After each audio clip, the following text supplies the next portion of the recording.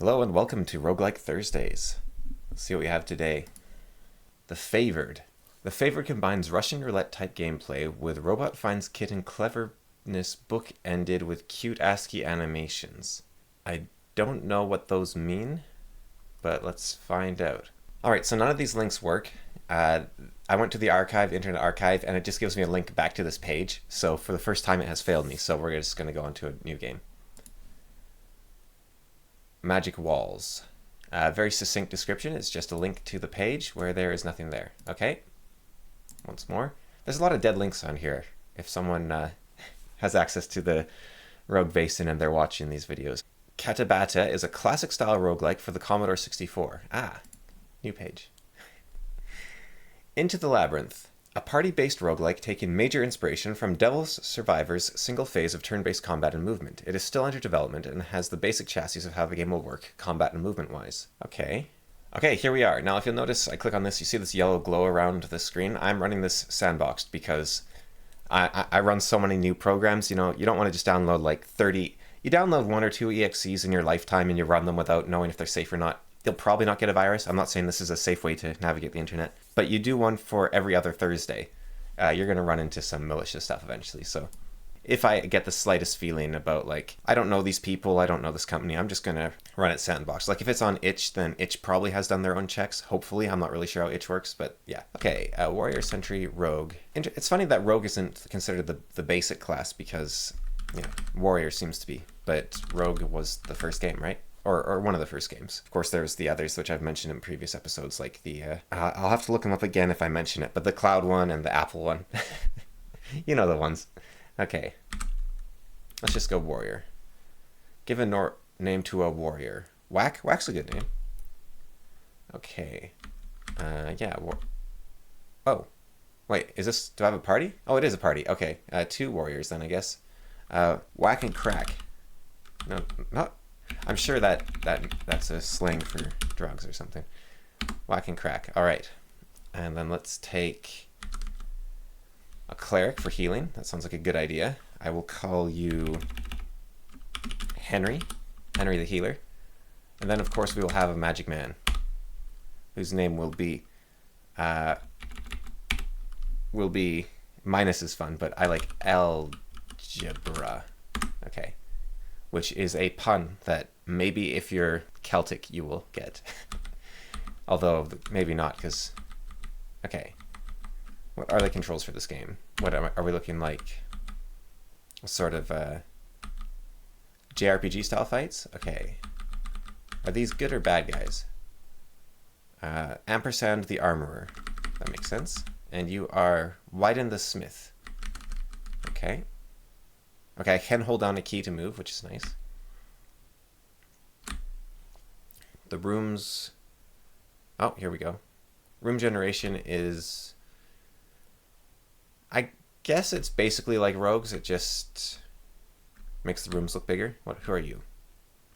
You're a guild member. Oh, is this like a hub of some sort? Bracket. If you're up to it, some golems are set further north if you want to test your skills. Then I'll let you into the labyrinth. Okay. I really don't like hub areas that don't let you jump right into the game, because I think that will lose like half your players right there. Or at least you'll lose me. Descending the stairs, you can see what looks like a maintained human-made cave cut from the strange, slightly illuminating stone. Okay. Because the hub means that I have so much... I think that's part of the reason I don't like Caves of Cud. There's not a game to jump into. There's a bunch of paperwork to get through before I play the game, and I didn't come there to do paperwork. I came there to play a game, right? You attack a target. Oh, okay. Ready your weapon. Ready, guard, ready weapon. Okay, you attack the target. I thought I readied my weapon. Oh, okay. Oh, I see. I attacked and that started it. Okay, now I choose an action. So bash... Fireball, sure, why not? Oh, I see, the swords take a moment to get ready to go, I guess? Okay. Ranged actions are done by hitting the R key in map mode, which will change the symbols to the corresponding key. Characters that are red are outside the range. Okay, so if I stood here... B? Ah, I see, okay. You can't do a range, you can't do a range. Smite it and fireball it. Okay. That's an interesting way to do turn-based range. In like the Bard's Tale, what they do is if you are, it just keeps track of the range of all your units, but you just walk into combat and then it says, okay, you're at 30, you're at 15, and then you can change your distance. But this way you can actually see it on the map. It doesn't really make a difference either way, I guess. This one maybe makes you feel like you're more in the map. Ooh, a crude bow from the chest. Equipment inventory. This is a lot at once. Like, it's not obvious how to play. It's just walls and walls of text. I prefer the, you pop this open and it tells you what to do, which it also has. So maybe this is for the people that prefer this sort of thing. Okay, I'm going to take down this warded rock if I can. Right, heavy slash, heavy slash. I guess I readied my things now. Okay, the rock has fallen. Good. Another target. Maybe this one's immune to melee attacks? Let's see. Nope. Golem gang. Okay. There appears to only be one member in this golem gang. Okay, another one. I wonder why they wanted to show off their combat system. Because it doesn't... Oh. Okay. I think it does Final Fantasy 1 style misses, whereby if you attack a unit that isn't alive, then your attack automatically misses. Which I think is way better than all the other Final Fantasy games. Like after 3, I think, they started with 3, I think they've made it so that if you attack a unit that doesn't exist, you just change your attack to the furthest left unit. But this way you actually have to think about the risk-reward, which adds a tiny bit of strategy to the game. There's not much, but it adds enough that it's a bit more interesting. Gang up bonuses are set by attacking the same enemy in the same combat action and give a +10 to weapon skill. Okay. Assault actions can only be taken when initiating the attack phase. Okay. There's a crate. You have to take the crate out of the way too? Okay, let's just whack it with whatever we have on hand. Okay, and what do you say? The labyrinth is filled with monsters that are relatively equal to a normal person. True monsters are things that a single person cannot hope to take on alone. Even a group may lose. They have uppercase or strange symbols. The other thing is, it's a video game, right? So a training target makes sense in real life where you need to train, right? Because you don't want to fight someone that will kill you in combat, right? However, in a video game, there's not a difference in a sort of statistical mechanical sense from a target and a weak monster. But the difference is from a human perspective, the weak monster is far more entertaining because it actually feels like you're achieving something. So having a little room you go into that's separate from the game where you hit training targets, instead of just sending you straight into the dungeon, but making the first floor teach you how to play the game. Like look at Mario's first level, or look at the first level in Cave Story, or look at the first, like the entirety of Half-Life, where you move through a map that slowly introduces new mechanics and lets you figure them out organically. Like I think that is a much more interesting way to do it than just to be shoved into a room. Now, they just wanted to get their demo out there, so maybe they want to do that in the future. What's a ripping slash? Maximize bleeding. I don't know if scarecrows can bleed, but I'll give it a shot. And I will smite it, because clearly scarecrows are evil. Okay. Oh, it is bleeding. Okay. The scarecrow can attack a lot of times per turn. Oh, and then I can just leave? Yeah, okay, interesting. Oh, and then I can leave it bleeding as well. Huh. Okay. That actually is interesting. So I can just hit it, bleed it, and then walk away. All right, I'm going to heal Crack. Oh, do I not get to choose who I heal? Oh, I'm supposed to do that before. Oh, so I just tried to heal the... Whoops. Can I go back? Oh, no. I just tried to heal the scarecrow. Give me a... Wait, how... Oh, I see. You move it down and then you... Okay, I see. Focus into the book 4 mana. Sure. Okay, so I healed Whack, which was the wrong choice, but at least I didn't heal the Scarecrow. Okay, Scarecrow attack twice, and I can just leave now because it's bleeding, right? Yeah. Okay, Assault action. These will give various bonuses. Okay, right, that was just a tutorial. Having the tutorial and getting attacked seem to have broken the game at the same time here. Oh, here we go. Okay. Bash the Scarecrow. And Fireball the Scarecrow.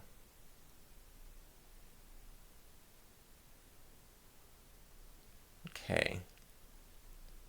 This thing's still going? Okay. Right, let's take him down. So he can bleed, so I'm going to hit him again. And ready my weapon. Heal. Is anyone really that injured? Oh, Algebra's really hurt. Okay. Heal. Algebra. Algebra. Just guard yourself. Maybe that's not an option. Okay. Hit him with your book. Healed for 2? Okay, healing is not much of a heal, obviously. Okay, his armor absorbed the attack. Well, that's good, I guess.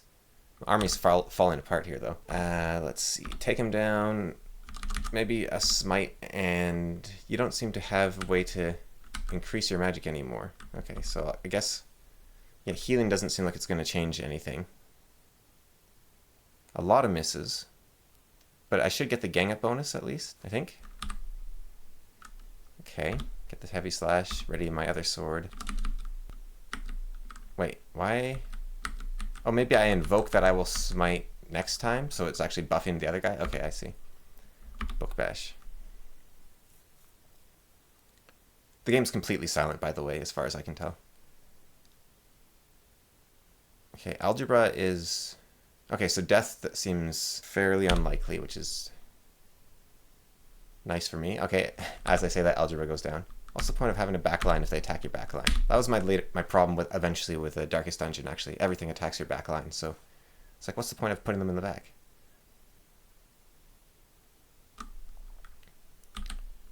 Is this thing going to go down, or am I supposed to be running away?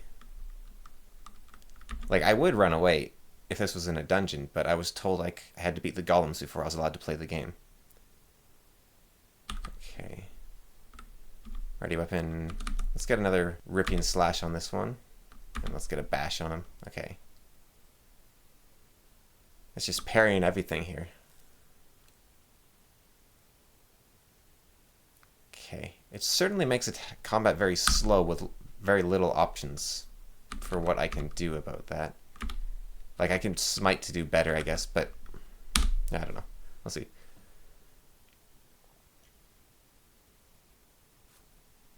Okay, maybe I'll run away.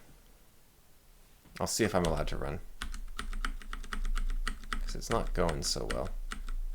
My group ascends, but we also fight, I guess. Okay, let's just give it a parting shot then. Okay, we hit it.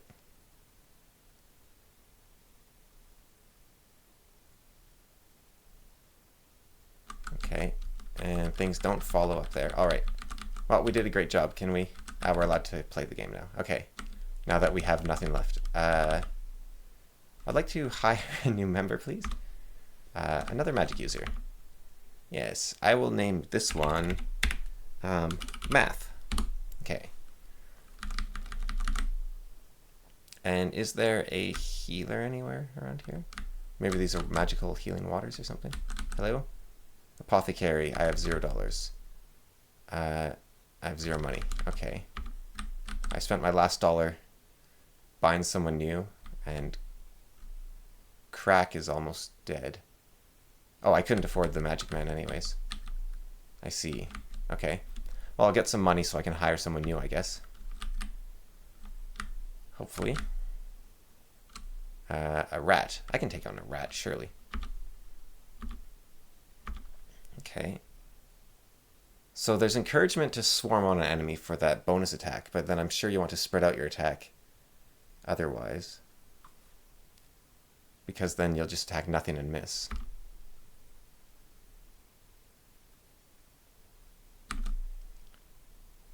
Okay. Ready weapon. Ready weapon. Heal.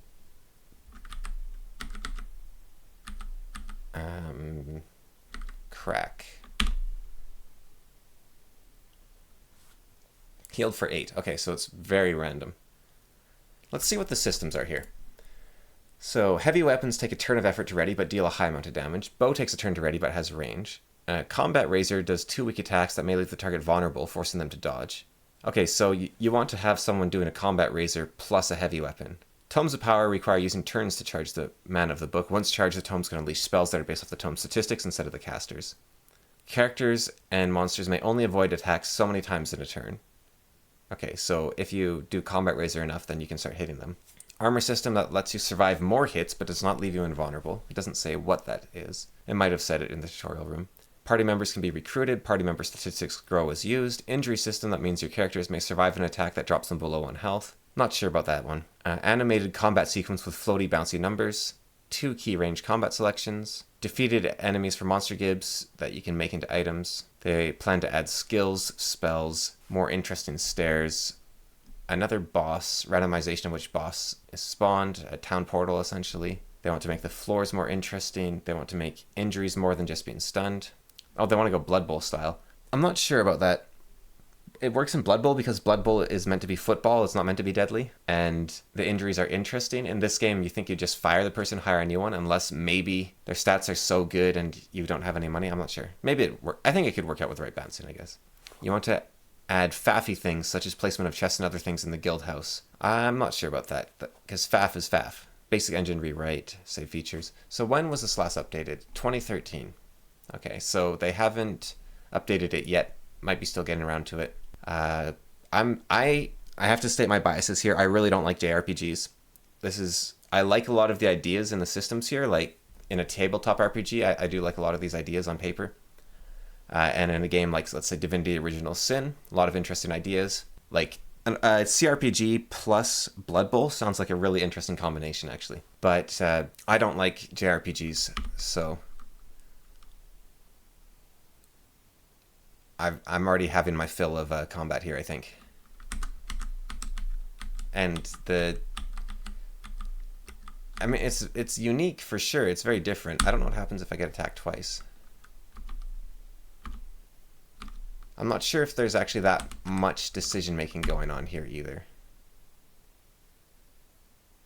Like with Pokemon, you have 4 attacks that run out, so you have to decide what's going on.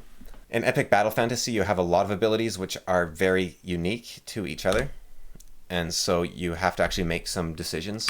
Whereas this one, it feels like most of the time you're going to do your attack.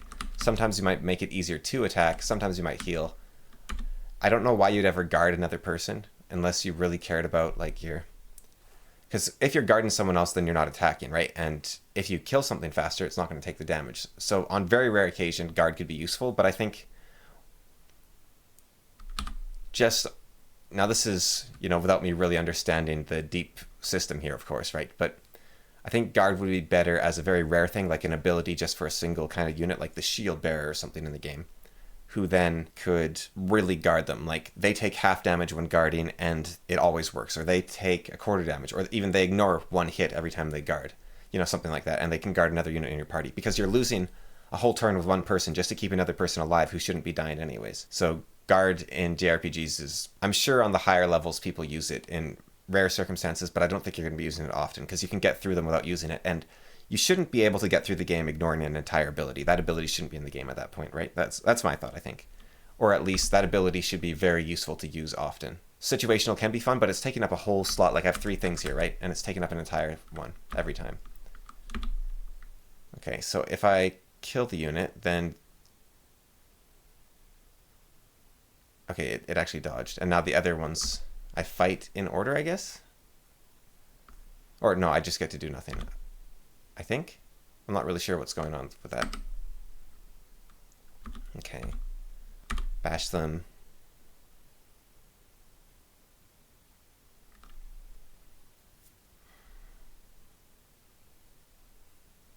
Okay. I think I need to stop being surrounded here. So, well, I just lost a guy. But I need to just take out this guy so I stop getting surrounded by them. Because of that gang up action. Pack of rats is pretty dangerous, I think, probably. Because they're getting plus 10 per attack.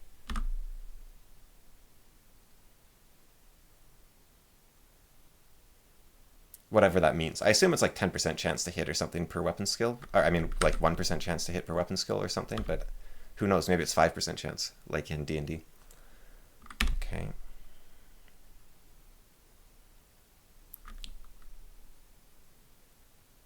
In which case, 2 people attacking a thing should never miss.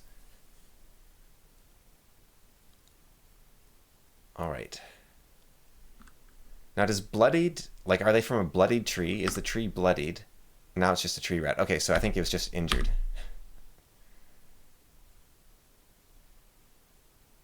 And there's a whole lot of parrying going on here for a game that supposedly has an anti-frustration feature. I suppose they want to encourage you to attack often. But then, again, if they encourage you to attack often, why do they have a guard option? And now I see, I'm going to assume a bear. And I just don't want to fight it. Not because I'm afraid of the bear, but because I don't want to play, basically, I think. So yeah, I think I'm going to leave it there. Actually, I'm done now.